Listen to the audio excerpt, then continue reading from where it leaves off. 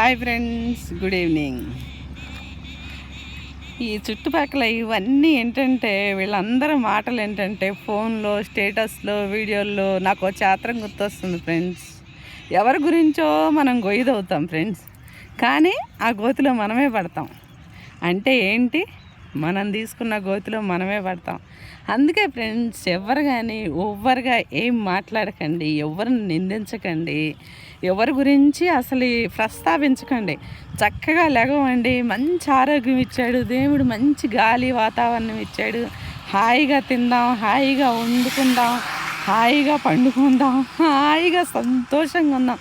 ఇవన్నీ వదిలేసి పిచ్చి వాగుళ్ళు వాళ్ళు ఆ మాట అన్నారు, ఈ మాట, ఇవన్నీ అవసరమా ఫ్రెండ్స్ చెప్పు?